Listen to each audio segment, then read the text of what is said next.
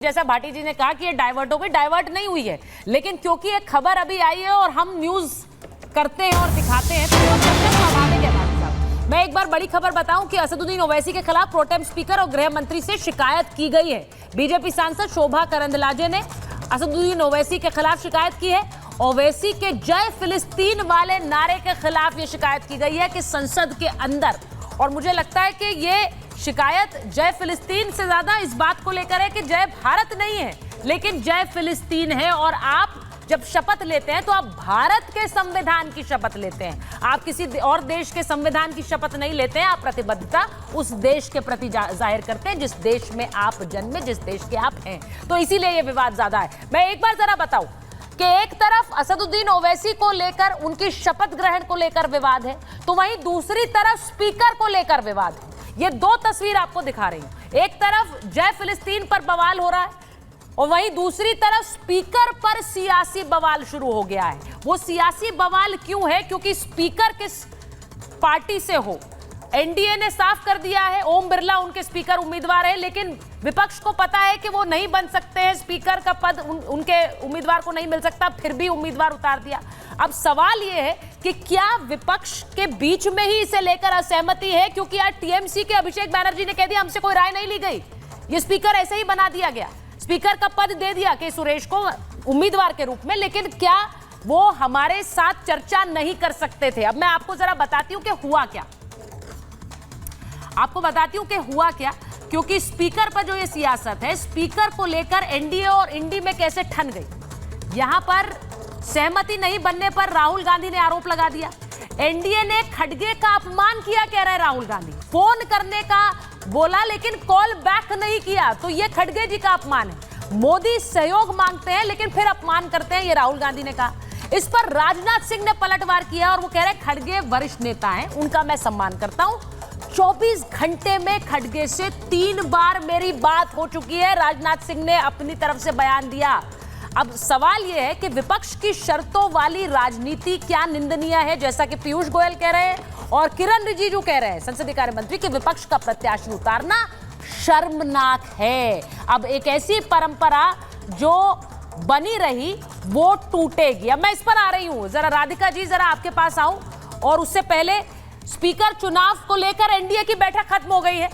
अमित शाह के दफ्तर में एनडीए की बैठक हो रही थी और संसदीय कार्य मंत्री किरण रिजिजू, भूपेंद्र यादव, धर्मेंद्र प्रधान, गजेंद्र सिंह शेखावत, अर्जुन राम मेघवाल और प्रहलाद जोशी समेत एनडीए के नेता मौजूद रहे। तो अब मैं जरा एक बार राधिका जी के पास जा रही हूं। राधिका जी, जरा बताइए, ये परंपरा क्या कल 11 बजे टूटेगी कि निर्विरोध स्पीकर चुना गया? क्योंकि अभी तक उम्मीद की जा रही थी कि विपक्ष मान जाएगा, वो उल्टा आप पर अपमान की राजनीति का आरोप लगा रहे हैं। देखिए, बहुत अफसोस की बात है, ये जो विपक्ष, इनके पास एक मौका है कि जिम्मेदार विपक्ष की भूमिका निभाए, लेकिन इनका घर इनसे संभल नहीं रहा है। राहुल गांधी जी को देखिए, 2 दिन पहले विदेशी अखबारों को, विदेशी मीडिया को इंटरव्यू देके कहते हैं कि एनडीए के कुछ नेता मेरे से बातचीत कर रहे हैं और वो एनडीए छोड़ेंगे। यहाँ उनका खुद चल रहा, आम आदमी पार्टी उनसे पहले अलग हो चुकी है। ममता बनर्जी ने फिर से आंखें दिखानी शुरू कर दी है, वो उनका लोकसभा स्पीकर के साथ ही नहीं दे रही, तो कैसे इलेक्ट होंगे? मुझे समझ नहीं आता कि इनको जो देश की जनता ने मत दे दिया है, जो डिसीजन दिया है, उसको स्वीकार क्यों नहीं करते?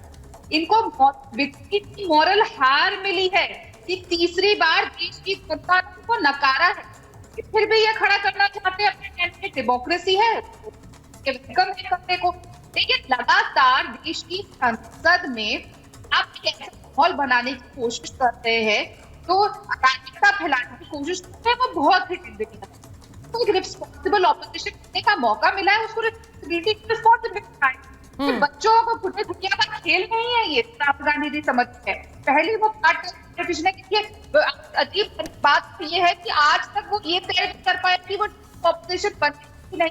पहले इस बार का फैसला ले, इतना उनको जो इतनी कभी कहीं करना बंद हो जाए, क्योंकि राधिका जी की ऑडियो ठीक कराइए, उनका ऑडियो ठीक नहीं आ रहा है। मैं वापस आऊंगी। राधिका जी, आपका डायरेक्ट ऑडियो है तो उसकी वजह से थोड़ी दिक्कत आ रही है, आपकी वॉइस क्रैक कर रही है, we not able to hear you.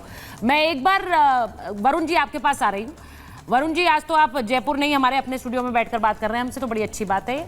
तो ये जरा बता दीजिए कि यहाँ पर आप आ गए हैं तो जरा कुछ मेल मिलाप बढ़वा दीजिएगा, सहमति हो जाती है, अच्छी तरह से स्पीकर का पद निकल जाता है। यहाँ पर अब पहली बार क्या परंपरा टूटेगी, ये अच्छी बात नहीं है। उधर राहुल गांधी तो सीधे अपमान का भी आरोप लगा रहे हैं, हमारे नेता का अपमान कर दिया आपने, कॉल बैक नहीं किया। राजनाथ जी ने स्पष्टीकरण दिया। सुचारिता जी, पहले आप ओवैसी साहब की बात कर रहे थे। देखिए, हाँ। भारत की जो संसद है वो संविधान के तहत ही बनी है। जो शपथ है उसमें जय फिलिस्तीन या जय इसराइल का कुछ प्रश्न ही नहीं है।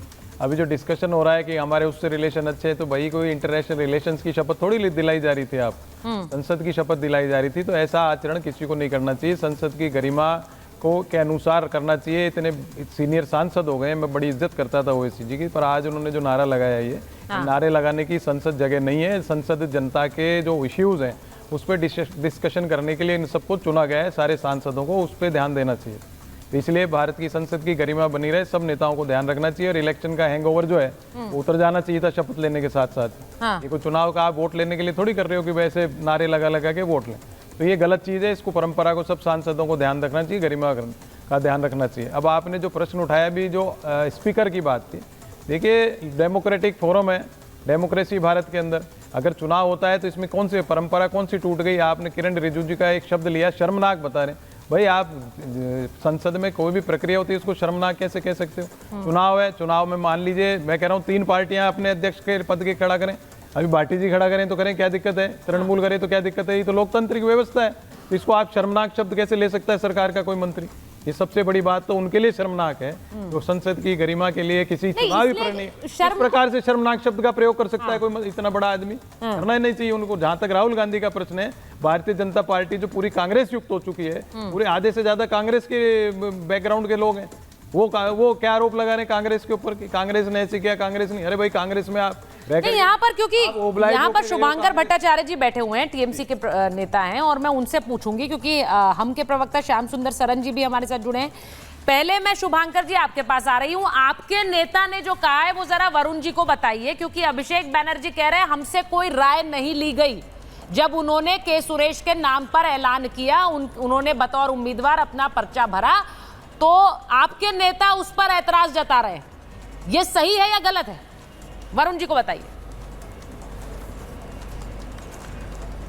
देखिए, बात सही गलत की नहीं है, बात यह है कि अभिषेक बनर्जी ने एक फैक्ट सामने रखा कि फैक्ट यह है कि भाई हम लोगों से सलाह नहीं ली गई। हाँ। यही बात की गई, इसके ऊपर डिबेट या इसके ऊपर कोई मतलब मनमुटाव ऐसी कोई बात तो सामने आई नहीं है। बात सिर्फ इतनी हुई है कि नहीं, अंदरूनी हम लोगों से सलाह नहीं ली गई है। शायद ये बात कहना इसीलिए है ताकि आगे के समय पे भाई ये चीजों का ख्याल रखा जाए। आगे तो खैर ये सब कौन सा होगा शुभांकर जी, अभी तो स्पीकर बनना है, अब आगे का कौन सा समय है? आपके और नेता और कौन सी शपथ लेने वाले हैं भाई, आगे का समय क्या है? स्पीकर पर अगर पर्चा भर रहे थे तो आपसे आपके नेता ने यही तो कहा कि हमसे कोई राय नहीं ली गई। मैंने आपने कहीं सुना, एक मिनट, आप बात को दूसरी तरफ घुमा रहे हैं। मैं दरअसल मैंने कहा कि अभिषेक बनर्जी ने क्या आपत्ति दर्ज की है कि नहीं के सुरेश का नाम आगे नहीं आना चाहिए था, तब तो आप मुझे बताइए। उन्होंने सिर्फ ये कहा है कि भाई हम लोगों से मशवरा नहीं किया गया, हमसे नहीं पूछा गया। बस यही बात उन्होंने एक फैक्ट रखा है, और वो फैक्ट है उसको कोई यहाँ पे जो पैनल पे बैठे उसको नकार नहीं सकते, चाहे वो कांग्रेस को चाहे कोई हो। लेकिन तो फिर ऐसे ही सर शुभांकर जी, फिर ऐसे ही सर ये भी एक फैक्ट रखा गया कि संसद में स्पीकर को लेकर हमेशा सहमति से ही चुनाव हुआ। आगे किया गया तो हमने कोई दूसरा प्रत्याशी नहीं रखा है। नहीं, आपने प्रत्याशी नहीं रखा है, लेकिन मेरा सवाल ये है कि क्या पार्टियों को अपने सहमति के साथ, आप एक तरफ बोलते हैं कि ये लोग हमसे पूछ नहीं रहे हैं, डेप्यूटी स्पीकर का पद हमें दे नहीं रहे हैं, हमसे राय मशवरा नहीं कर रहे हैं, लेकिन वहां विपक्ष अपने बीच में भी तो राय मशवरा नहीं कर रहा है।